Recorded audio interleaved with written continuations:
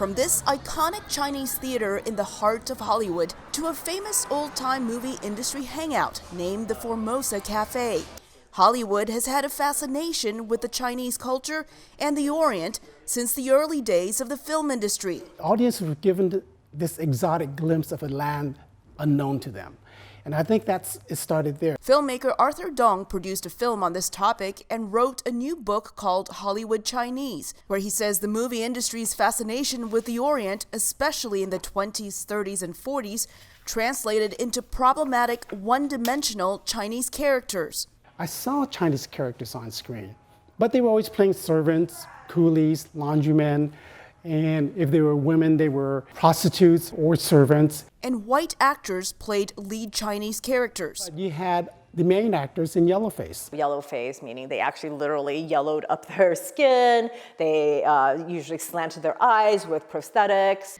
Are you so foolish as to believe that you can oppose the will of Fu Manchu? They included the villain Fu Manchu, and in 1926, the character Charlie Chan debuted on the big screen. He was supposed to portray a more positive Asian American image. He was smart and wise, but he was also very Oriental in the worst sense, in that he was passive, he was quiet, he was smart, smarter than anybody else, which is a good attribute, yes, but it was used in the stereotype way.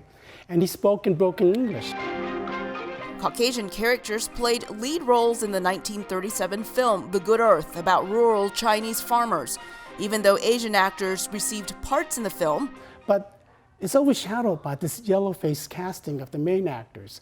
I think in its day, in the 30s, that was a norm. That's what Hollywood was doing.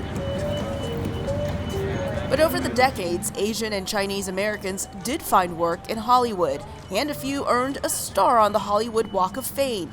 But even recently, some movie fans have been critical on social media of Hollywood casting white actors in main roles they believe should have gone to an Asian actor. You're cynical, I get it. They include the 2015 film Aloha, where Emma Stone played Allison Ng, a character of Asian descent.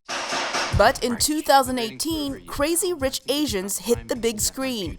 With a majority Asian cast, an Asian American director, and an Asian as one of the writers, the movie was a milestone. The sensation of Crazy Rich Asians, both in its critical and box office success, is a sign that things are changing. Filmmakers are being nurtured, attitudes are being nurtured and strengthened, where we won't take that yellow-face casting anymore, where we won't take that kind of whitewashing attitude of making an Asian character white.